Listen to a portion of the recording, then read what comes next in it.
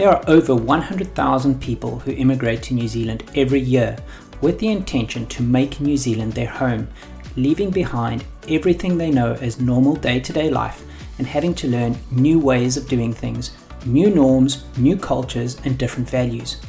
There are many people who struggle with this transition and find it challenging to adjust and settle, so they can call and make New Zealand their home. The purpose of this podcast is for me to share my journey and our challenges with the hope that you can learn from me and my family and have a softer landing. There will be good days and bad days, but with time, more good days. I believe we have made the right choice for our family. I want to try and help you do the same, but hopefully with a softer landing. This is Soft Landing, and I am your host, Brett Corlett. Welcome to this podcast, designed for anyone thinking about preparing for or who has just immigrated to New Zealand. Subscribe now so you never miss an episode. Drawing from his personal experience, this series will guide you through the process of preparing for your move and helping you navigate the challenges of immigration. So welcome back. It's so nice to have you join me again on my podcast. I'm still so humbled and so honored to get so much of the feedback and to hear people that are actually taking the time to listen to my podcast, and some of them giving some feedback and showing me that it's actually helping, which really gives me motivation to want to carry on sharing my story and help you guys. So it's just a big thank you for taking the time to listen to me. And I truly hope it is helping. As long as I can hear that it is and I'm getting that feedback, I'll keep doing these podcasts for as long as I can.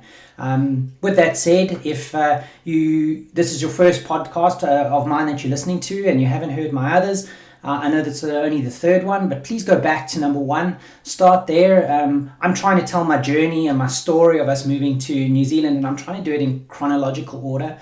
So it'll make a lot more sense if you hear it from the first one. And while I'm busy talking through it, I'm just trying to share with what went well for us, what didn't, the lessons we've learned, so hopefully you can learn from us.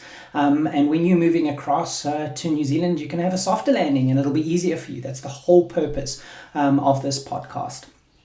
With that said, so at the end of the last podcast, I pretty much got to the point where we just finally got to Auckland and finally got to the hotel. So that's where I really want to pick up with our journey and continue. So just trying to think back, and I know it's just over 2 years ago, and I was trying to run it by my wife before I started the podcast today, just to try and get my dates and timing right, because I promise you that probably the first 6 months, even to a year, is a lot of it can be a real blur. There's so much that's going on, and really don't underestimate how difficult it is to immigrate. It's hard. This is one of the hardest things I've ever done. So I think it's easy now, 2 years later, to forget a lot of what you went through, but while you're going through it's tough. And it gave me a chance to think back and look at the calendar and try to think, what did we actually do in that first week when we arrived in Auckland? And let me just try to get my timing right. And even after I went through that, and I said to my wife, geez, there's actually so much we went through. I cannot believe our first 2 weeks. I don't know how we did it. So let me pick up with that. So just so that you can try and understand. So we had just arrived. I think we left South Africa. It was a Wednesday evening that we left. But now you've got to remember time zones. So we're flying ahead and we're going to New Zealand. And we're actually going to lose some days now because New Zealand is a bit ahead of us. So it turns out that we actually, after traveling for however many hours, like 27, 30 hours, we ended up landing on a Friday morning. And as I said on the last episode, it was the early hours of the morning. So we landed at the airport midnight, 1 a.m, something like that. And then with all our troubles that I spoke about on the last episode at the airport, I think it must have been close to 3 or 4 in the morning when we finally got to the hotel. So it was like the longest morning ever. Now the thing was, because it was a Friday and we had just arrived, my thinking was, do I try catch up on a little bit of sleep, or do you just carry on? So what actually happened was my wife and the kids, they did get a little bit of sleep in the hotel once we had checked in and into the room, but I opted to rather just push on through because there was some stuff that I really wanted to do on the first day that we arrived. Mainly, I wanted to get to a bank. So as I explained to you in the previous podcast, I was able to open up a bank account when I was still in South Africa. So I opened up a BNZ bank account, and I had transferred some money across into that account. But the only way you could get access to that money was when you were in country. You had to go into a branch and you had to take through your identification and proof of residence documentation, proof of income, a couple of things that they asked for, and present that to them so you could prove that I am who I say I am, so that they can activate the account, give me a temporary card so that I could actually get access to those funds and that account that I had opened from South Africa. So I really wanted to do that. What we also realized when we got in country is that I landed on a Friday, so it was going to be the weekend. I wasn't sure if the banks were going to be open and available on the weekend, hence I wanted to do it on the Friday. Not only did I want the money straight away, because we needed some dollars and everything that we had transferred across there, but I was worried I didn't want to wait until the Monday. And what we also found out is on the Monday, the 6th of February, was actually a public holiday in New Zealand. It was Waitangi Day. So we were worried that we probably wouldn't be able to get to the banks till Monday. So we'd only be able to get to the banks by the Tuesday. So I had to push on through and I had to get to the banks. So I didn't wake up, sorry. I just pushed on through. The kids and my wife went to sleep, and I went and tried to find the bank. What was good is we had organized the car, so I did have a car at the hotel, so I had transport straight away. So that really did help me. So I was in a position where I could just be independent and I could start on my way doing as per our checklist that we had put in place. And one of the first things was getting to the bank. So that did help. One of the things you would want to do is, if you haven't been able to organize a car like I have, you've got to try and then start thinking about either friends that can help you get around or help you get to a point where you can actually get your own transport so you can be independent, because there's going to be a lot of things that you need to do, and you'll see when I'm talking through my first week a lot of the stuff that we had to do. When I got to the bank, it was pretty straightforward and easy, showing them the documentation and everything, identification. They were very efficient, giving me a temporary card. What they did do, though, is the actual proper permanent card, that you would only be available a couple of days to a week later. Now, what they did say to me is they could courier it to the house, to where you're staying. But my challenge now was, I did have an address where we were going to stay, but because of the floods and everything like that, that house is no longer available, so that wasn't going to be my address. I didn't have an address. So the alternative was the bank said that they would keep the card at the branch and they would notify me when it was ready, and then I'd have to go back and fetch the actual permanent card. And that, at the time, that was the only option that I actually had. What did help with the rental document and everything we had signed is I did have an address of where that I could use for where we were potentially going to stay, or just an address in New Zealand, because often they ask for an address. What you could do there is just use a friend's address if you don't have an address, or maybe you could have used your work address. I don't know how sticky they would be on that, but we used the rental address of the rental that we were waiting for the mortgage or the bond or the deposit back from, because it had been flooded. But I could use that, and I just opted to tell them to keep the card at the bank, which I'd have to go back and fetch. In hindsight, it probably would have been better to go to a branch closer to where we ended up staying, and you'll hear when I talk through the podcast where we ended up, whereas this branch was near the airport, near the hotel that we were staying in. So when I had to go back a week later to fetch it, it was a bit out of the way. So it wasn't nearby where we were staying or nearby where I was working, didn't think about that. It was actually near to the airport, so it was a bit of out of the way task to go fetch the card a week later when it was finally ready. Anyway, that aside, I got to the bank, got my temporary card. Now I could have some access to that cash that I had in that bank account. Then we had to get back to the hotel with the family who were waking up, obviously get food, do all that kind of stuff. But then our biggest problem was, where are we going to stay? Because the idea was we were only going to stay in the hotel for one night, and then we were actually going to start moving into that rental that we had secured. And that rental we secured was actually even partly furnished. So it was really, really going to help us. So that was all part of our planning, and we had even arranged in the street we were staying. We found another family that had immigrated to New Zealand but had been there for a few years. We touched base with them on some Facebook groups. And they said, that'll be great. They'll organize a care pack, which is some food and everything like that. So when we arrive at the rental, we'd have some food ready. So it'll be a little bit of a softer landing. But now, because we were notified like literally half an hour before we boarded to leave South Africa that it had been flooded and was non-inhabitable, that had all fallen through, including that family that was going to help us and food and everything like that, because they just stayed in the same street. So the big task for my wife and I was we need to figure out where we're going to stay as a family now that we're here. What we opted to do is, the first thing was we extended our stay in the hotel. So we said, okay, we'll probably need to book for another 2 nights. So it gives us a little bit of time to start trying to find a rental or an Airbnb or somewhere else to stay. We can't continue staying in the hotel because it was expensive. It's not cheap. This is where it comes back to what I told you in the last podcast. You need to have that risk budget, that buffer. So this is really where it was starting to eat into our buffer, because this was unplanned for. The additional cost of staying in the hotel. And it's not just the hotel cost, but it was also the food. Food is very expensive here. So paying for food in the hotel was also becoming very expensive. We needed to get into a place where we could go shopping at a normal shop and buy some normal food and just cook for ourselves and be self-sufficient, be self-catering. We couldn't carry on using restaurants and everything like that. It was just far too costly.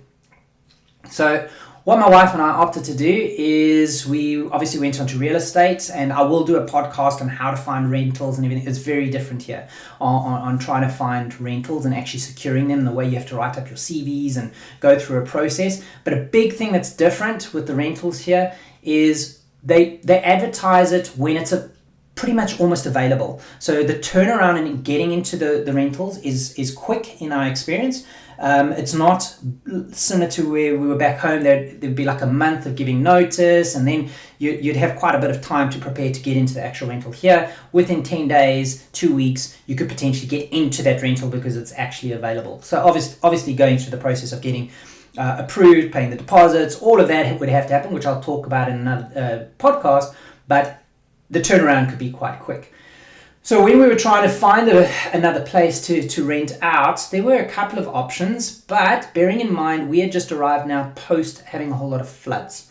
So there was a lot of people looking for rentals at the same time, because now they potentially didn't have a home to live in, be it their actual home or home that they were renting had become uninhabitable.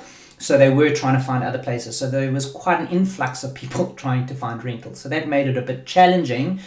And trying to find something, there wasn't a lot to choose from. So beggars couldn't be choosers. We had to take whatever we could. We were able to get 2 places secured for a viewing over the weekend. So like I explained, it was a Friday now. So now we'd been able to get contact, and my wife is brilliant at the way she's actually researched and been able to do these rentals. It's actually incredible the way we were able to get into a rental so quickly, and the way you could get approved. But that podcast will be invaluable, I think. Anyway, she was able to get us a viewing, and it was just a viewing just for us over the weekend. And if my memory serves me correct, it was either the Saturday or it was the Sunday that we were able to meet up with the agent to go view a place that we were going to stay in, which was near the house that had got flooded. So we could still potentially send our kids to the same schools that we had done research on. So a big thing when choosing your rentals, a lot of the time if you've got children, it's going to be based on where and what school you wanted to send your kids to, because they're zoned for those schools, unless you're going private, which will be different. Again, I will do another podcast on schooling, which is a whole different ball game as well. So we found this rental that we could go see, but now what we were worried is you still got to be able to pay your deposit to secure it. You got to be the agent's got to take all your information, almost like a CV, send it off to the landlords. They got to accept you. So it could take a few days before you're given the approval that you've been accepted, and the payments and deposits and everything go through, and then the timeline to move in. So now we weren't 100% sure on when that would be. And I knew I was also starting work on the Wednesday, because a big push for us to get here was even my job were pushing me to a point where saying, hey, if you don't get here soon, the opportunity is going to fall away. So I couldn't delay starting on the Wednesday with everything that was going on. So over that weekend, it was crunch time to find somewhere else to stay. Yes, we had extended for the hotel until the Sunday/Monday morning we'd be checking out. But we needed to find somewhere else to stay that was cheaper and where we could start being self-catering. So what we opted for was Airbnbs. The problem with the Airbnbs with our timing was because it was post the floods, a lot of other people were using up all the Airbnbs, so we couldn't find one close to the area we wanted to stay in. So it was an Airbnb, but again, we just thought, just take it.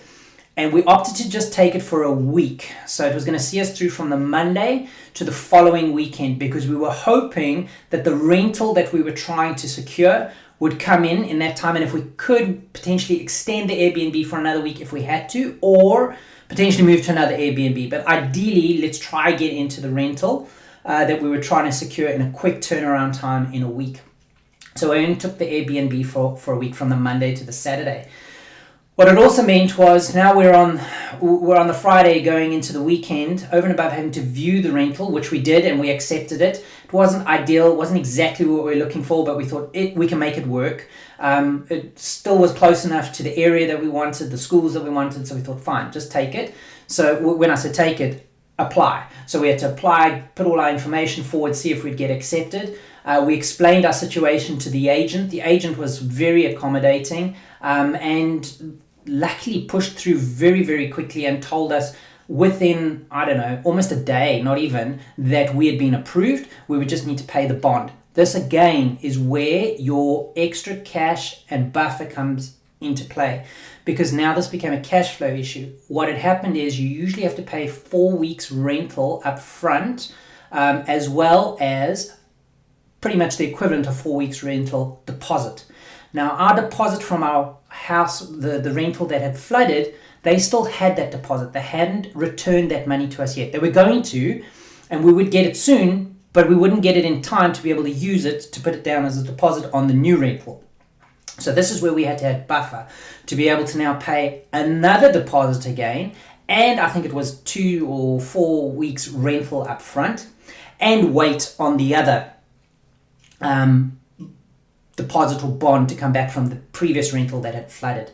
At the same time, we were eating into our money now with extending the hotel stay and taking a week in the Airbnb, which is not as expensive as the hotel, but it's not as cheap as renting, and renting is not cheap by any means. So we were really burning cash, and it was really costing us a fortune. But what could we do? This is the type of stuff that can happen. I guess ours is worst case scenario, but I'm just reiterating how important it would be to have that buffer and that extra money available, as well as, understanding you're going to have to show some real grit here. Going through this, you're going to get these curveballs, you're going to get these challenges, and it was never to give up. Just put your head down, pull together and say, okay, what next? And you just keep pushing and plowing on through. So we got the rental secured. They came back to us. We got the deposit with the extra buffer that we fund, using that to be able to secure the bond or the deposit again. Big thing was trying to push them to say, well, when could we move in? Luckily, they said to us we could get the keys on the Friday. So that meant we could stay at the hotel until the Monday morning, check out of the hotel on the Monday morning, go into the Airbnb on the Monday, stay at the Airbnb until the Friday, check out of the Airbnb on the Friday, and get into our rental on the Friday. And then stay there. So that was kind of the thinking. Now the problem was the rental that we got is not semi-furnished, so it had nothing in it. So yeah, staying in the Airbnb, at least you got the bare necessities like a bed, a fridge, a washing machine, the things that you need just to be able to live, okay?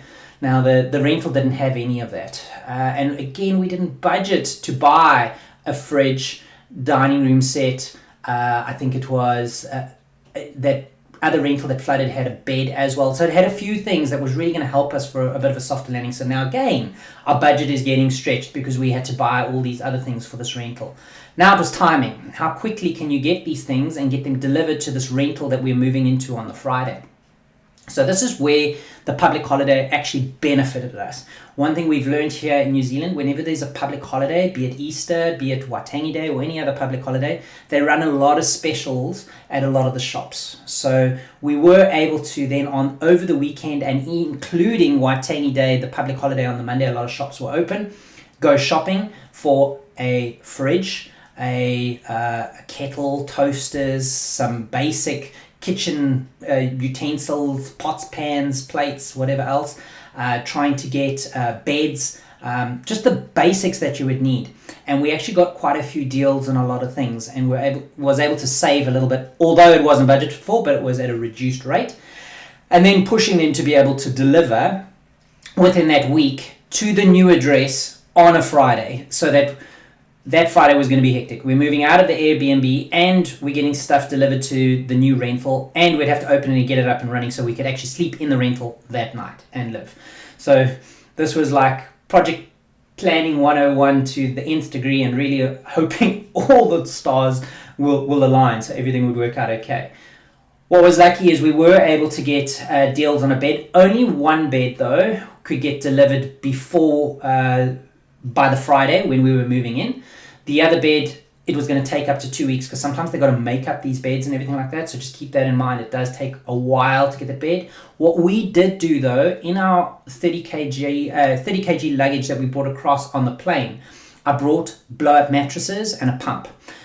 So what we were able to do when we moved in on the Friday into the rental is they had delivered the one king-size bed. My wife and the kids slept in the king-size bed, and I used the blow-up mattress and just slept on the blow-up mattress until the other bed would arrive for my son and my daughter, and then we could go back to beds for everybody. So that was something we learned worked well, having a blow-up mattress in your luggage, which helped us on this side, especially since I didn't even know why we brought it, because I think we had everything ready at the rental. So luckily we did bring that. Other thing that we also brought in our luggage, which worked quite nicely, is my wife was so grateful, is we packed in 2 coffee mugs and some teaspoons and everything like that. It seems silly, but it was just nice to be able to have coffee mugs and everything available to us that we could use straight away, while you didn't have your own stuff and you still had to buy it and everything. So that was another thing, side tip, we did that too. So getting back to where we were, so now we had at least got through the weekend at the hotel. We were burning money though at the hotel, burning money with buying food at the hotel, but we knew we were going to get into the Airbnb on the Monday. It did mean that what we could also do is over that long weekend go shopping for a whole lot of stuff, trying to plan it to get delivered to the rental by the Friday. So at least we were starting to get that all lined up so that we can move in on the Friday. When we moved out of the hotel, checked out of the hotel on the Monday morning and went into the Airbnb, we had a few challenges at the Airbnb, just trying to get in and everything like that. But I mean, that was nothing major. It was just trying to get the key out of one of these code things. But we finally got the key, got in. Then we had some issues with the Wi-Fi and trying to get that up and running. Yes, this is a big one. When you land, pay as you go for your phone, as in buying data on an ad hoc basis. It is far too expensive. You need to get yourself a contract as soon as possible. And you don't have to sign a long-term 12-month whatever contract. They do like a contract of a month to month, but then the data is so much cheaper. And you need your data for doing research, for GPS, getting around, especially in a country you have no idea where you're going. So we were still struggling paying for data in that week, or those first few days, and it was also burning our money because it would chew up that data so quickly because it was so expensive. So over that long weekend, over and above shopping for a fridge and beds and everything else, we went into one of the cell phone shops. So we went to One New Zealand, which is the equivalent of Vodafone back home, or Vodacom back home in South Africa. But anyway, you just go to any cell phone shop, tell them you'll just need your ID, your proof of income, or your contract, your employment contract, and we were able to open up a contract. I don't think it even took us an hour, maybe less, but we'll straight away be able to get a SIM card on that contract. They could even transfer the number of the temporary number that you had bought at what they call a dairy or a little shop here. They could even transfer it if you didn't want a new number. But that was one of the biggest things, is just get your contract, your cell phone contract up and running, because that helps you with data, GPS, getting around and everything like that. So we did that in that week as well. Moved into the Airbnb on the Monday. Now the big thing was to try and go shopping and try buy some food for the first time. I opted to stay at home with the kids, and my wife opted to go shopping for the food. She would know better. The challenges she really had going shopping: one, we were going shopping post them having a lot of their floods, so a lot of the shelves were empty. So hopefully you won't have that issue when you arrive, but it did make it difficult because there wasn't as much stuff available on the shelves. Over and above that, what is very difficult is when you're coming to a new country and you go to a shop, the brands are different. The layout of the shops, you wouldn't be used to it in a new area, but at least generally they'd put the same sort of things together and you'd work it out, but you would have to read labels. You would have to read everything. It would be usually a quick shop where you could go in and you just know what you want to get, know what brands, what stuff to buy. Now is going to take you way longer because you just don't know the brands, you don't know what's available or what's the right thing to buy. The other problem that my wife had is I've got something called celiacs as well, so I'm gluten intolerant. I can't eat anything with gluten in it. So I made it even more complicated because now she had to not only read labels of everything that she was trying to buy, but also try to find something that I could eat that wasn't going to be a problem for me with my celiacs. So I think that first shop was probably one of the most stressful shops for her. Also, she did end up going to a shop that was in the area near the Airbnb, and the Airbnb that we were staying at was out of the way. It was what we would call on the west of Auckland, which is not where we want to stay because I was going to be working in CBD. Now the Airbnb was all the way in the west, and where we actually wanted to stay was in North Shore, all the way north. So we didn't end up where we wanted to stay in the Airbnb, but the rental was back in North Shore. So anyway, she was at one of the shops on the west there, and she had a tough time, the first shop. But she got it done. She got us some food and whatever else so that we could actually eat. It was very basic stuff, but who cares? As long as you had some food in your belly, the kids were fed, and they could go to sleep, it would be fine.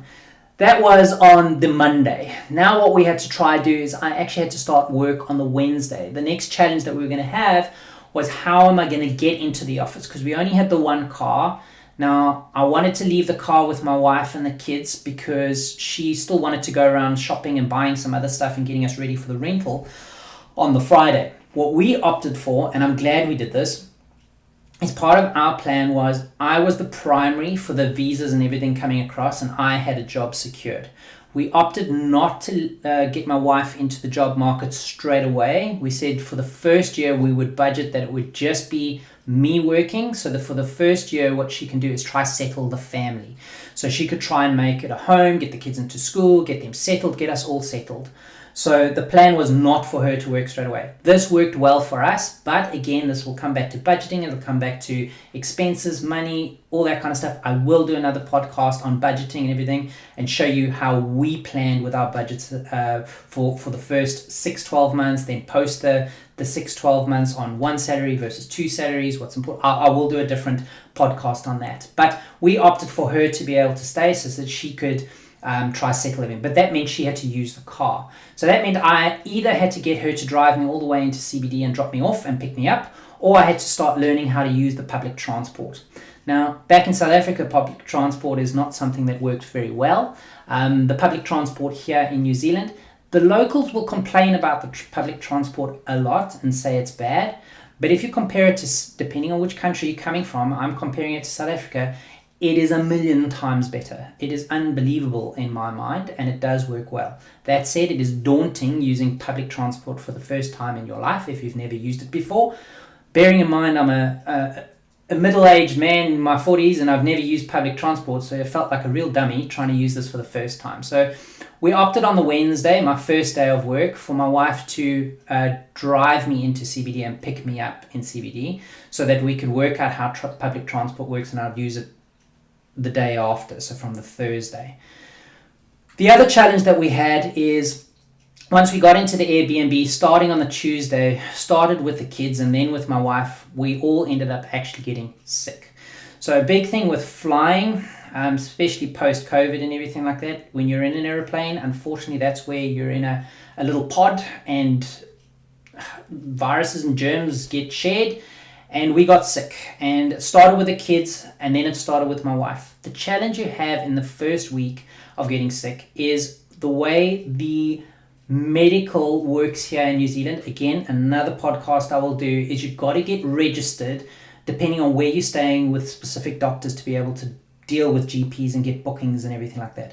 Also, what's the challenge is there is a little bit of a wait for doctors and GPs here. You can't book and generally get to see a GP in the same day. Usually it's within 24 to 48 hours if you're lucky, so it can take long.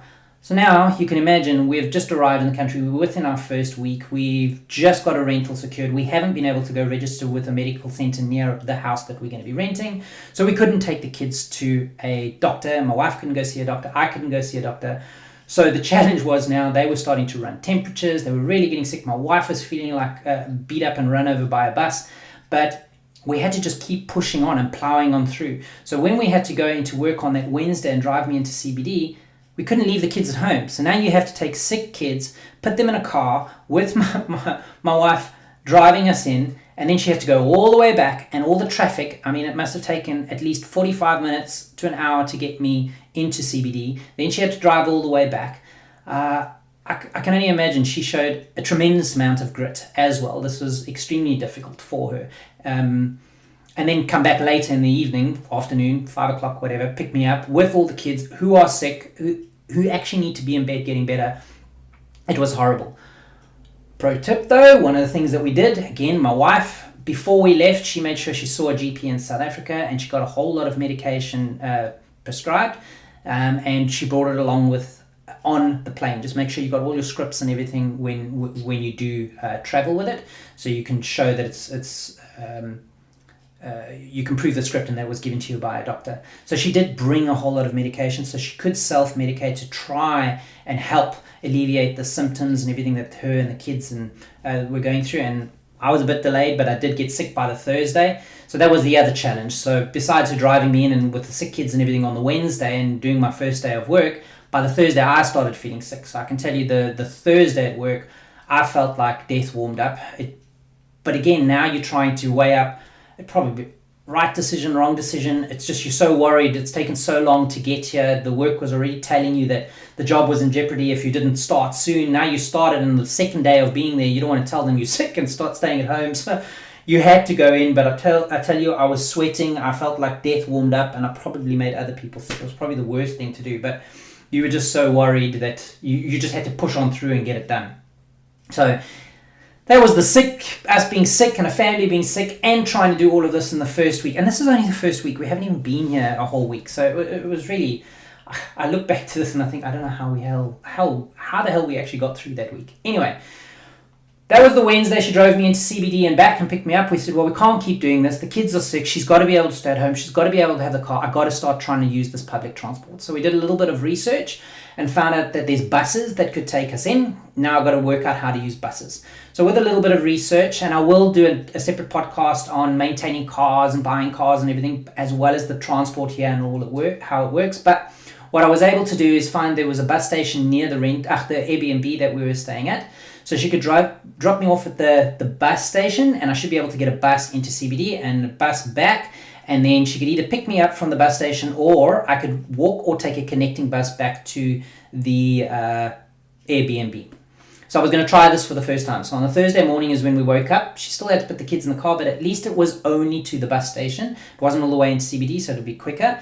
Dropped me off at the bus station. And this is when you find out, okay, you actually need, at that time, you needed a card for public transport, and you have to load money onto that card to be able to use the buses and everything like that. So I assumed I'd be able to buy one of those cards at the bus station.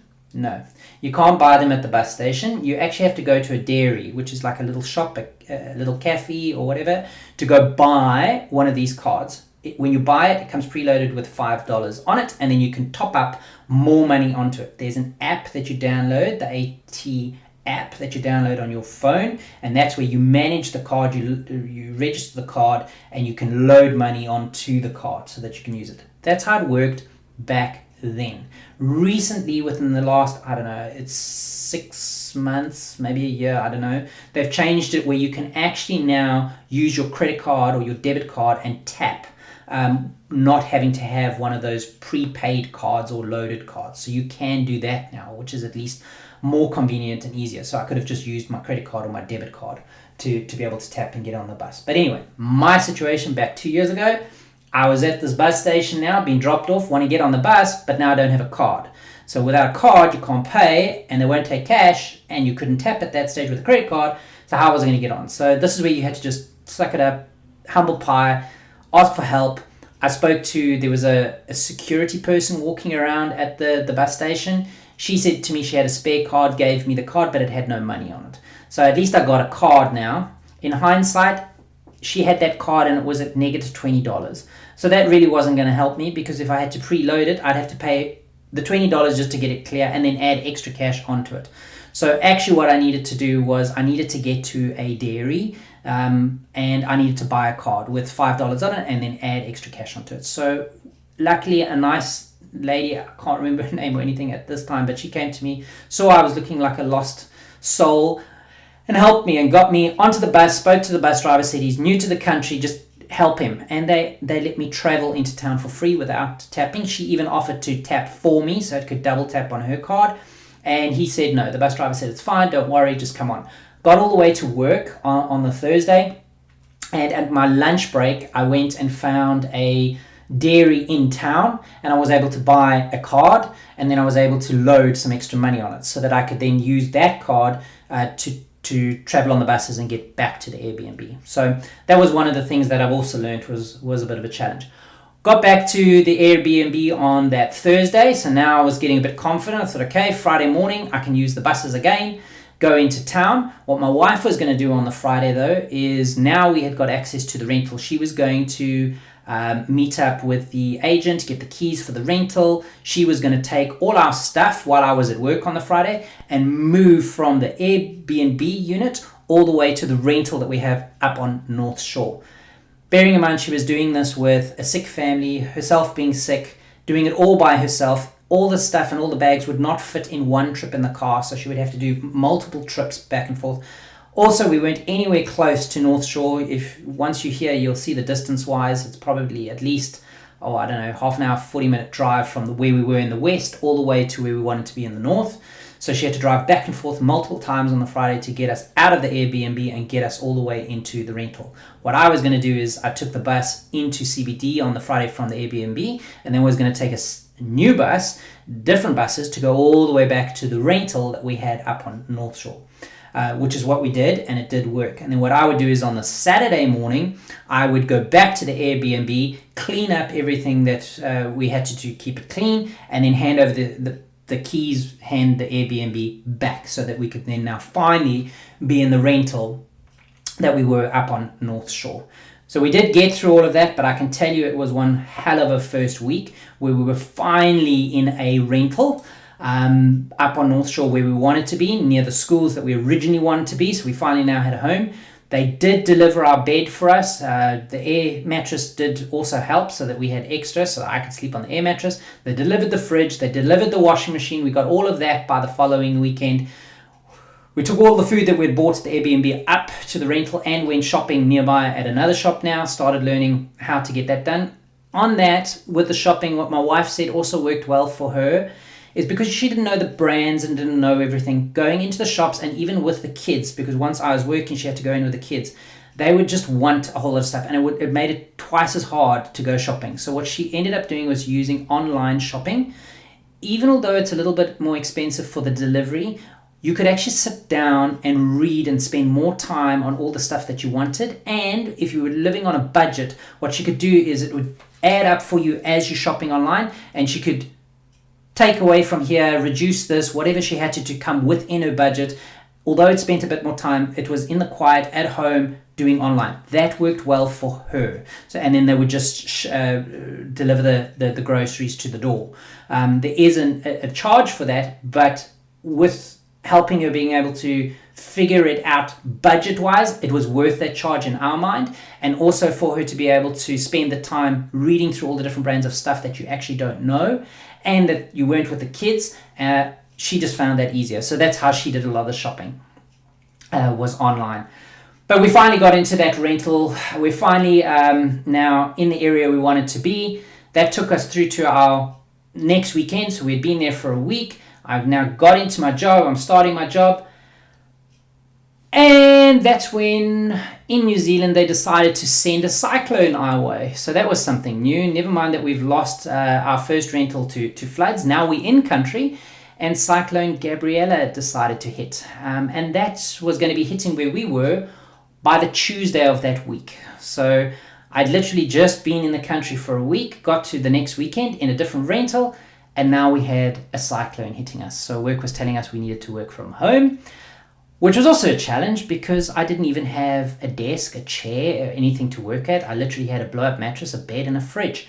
So it was very challenging working from home. I took a couple of boxes from stuff that was delivered and bags and everything like that, tried to make a makeshift desk, sitting there working online from a rental in New Zealand for my first week while a cyclone was hitting us. So I can tell you our first week and a half was an extremely challenging week. This is our journey. This is how it was for us. You can't predict what your challenges are gonna be. I'm just trying to share our story, our journey, and what we had to work through and how we overcome it. The big thing that I'm just trying to share today is, there's a few tips that I'm giving you here and there, and your challenges will be different, but having a plan, like I mentioned before, is important. Having that extra buffer budget, very important, because you don't know what's going to hit you. And then just sticking by each other and never giving up and 100% showing that grit. You just got to push on through.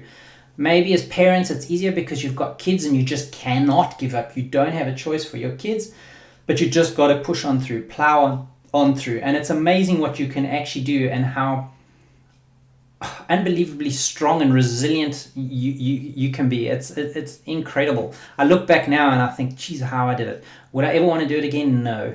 That's the whole point of this. I want to try and make it easier for you guys out there. Hopefully you won't have it as hard as what we've had, and I'm sure there's people that have had it even harder than us. But it can be done. If we've made this work, you can definitely make this work. So I think I'm going to leave it there for today. I'll pick up from when we were now finally in our first rental on the North Shore, and can continue with talking through our journey and where we went to from there. Maybe all if I can ask is, if you're finding value in this podcast, please follow me and please also share it. The idea is to reach as many other immigrants as possible to try and help them have a softer landing. And just to also prove to everybody that's immigrating here, this can work. You got to show a lot of grit, you got to have a lot of courage, but you can definitely make it work. So I just want to thank you for listening again. You guys must keep safe, and I look forward to chatting to you again in my next episode. Cheers.